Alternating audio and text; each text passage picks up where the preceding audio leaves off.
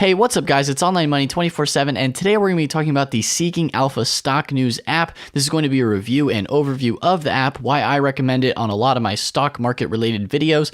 This is an app that I use a lot to get stock news, so we're going to go ahead and go through it today. First off, I want to talk about what is Seeking Alpha. So Seeking Alpha, this is their branding and logo. It's an orange little A there. That's what you can see on the Google Play Store or on the iOS App Store.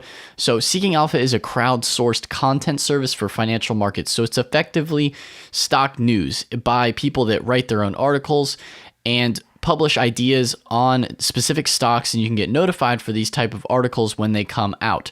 So, not everything is amazing on there. There's a lot of crap as well, but through sifting through all of that, you can find some really good pieces of content to kind of give yourself something to think about when you're looking at stocks. This is why I personally use Seeking Alpha, to get maybe what somebody else is thinking about with a certain stock, how they're moving. Articles and research covers a broad range of stocks, asset classes, ETFs, and investment strategies. So, like I said before, it's a lot of different people publishing articles on here, but there's a lot of different ideas that you can hear from and see how people are thinking about certain stocks and maybe some strategies to move forward, things to look out for. So it's really useful. That's essentially what Seeking Alpha is. It was founded in 2004 by former Wall Street analyst David Jackson. So that's a little bit of backstory for Seeking Alpha, what it is, what it does, and in a second here, I'm going to pop into the app to actually show you how it all works. So in 3, 2, 1, boom. Alrighty guys, so we are now here in the app Seeking Alpha, and I'm going to give you a good rundown of how the app works, how exactly I use it personally,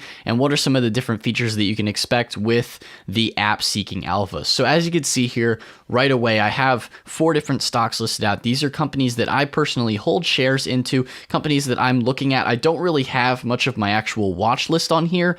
I probably will create a secondary portfolio on here for my watch list in the future, but right now I just have the stocks that I'm personally invested in so I can get notifications for different news that comes out about them.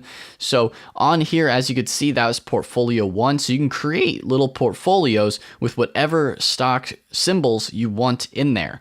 So as you can see here in my portfolio 1, I just have 4 stocks. And if I wanted to add a new symbol, all I would do is click there. And this is really a nice feature because you can have all of your stocks right at the top of the app, and you can also monitor the Dow Jones, the S&P 500, and the NASDAQ right at the top, and it lights up green if it's up for the day, and it lights up red if it's down for the day, just so you know that. So these are the different stocks right here, and then below that, it's going to have a list of the most recent articles for the stocks that you are currently watching. Now, some have more articles that come out than others, so this is generally just if it's a more popular stock. Sometimes people will post more articles. Now, another feature I wanted to go through as well is their chart system, because it's actually way better than Robinhood, the stock trading app I use.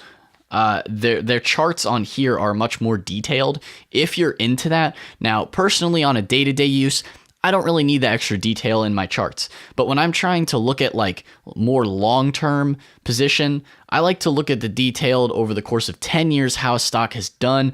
So if I look at J&J, like on Robinhood, you can only look at the stock chart for maybe the past, I think 5 years is the max that you can look at on there. But on here, you can look at the 10-year mark and see a lot more of a timeline for how a stock has performed over the years. Maybe if you want to see how it did in the 2008-2009 recession. I like to look at some of the history of a stock, and you can do that really easily on here with the 10-year mark for Seeking Alpha. And you also have a company description here, very nicely laid out, much easier to see with just black and white. It's very clean. You can look at the highs, the lows, the PE ratios, all the expense ratio, net income. You can look at everything on here as well, and the ex-dividend date, which is really nice to see as well, because usually with other apps you maybe aren't necessarily able to see that. So you can get a lot of detailed information on each of your stocks, as well as being able to get that news information. So it's great for news, but it's also great for if you want to take a deeper look at one of your stocks, to be able to do that on here as well.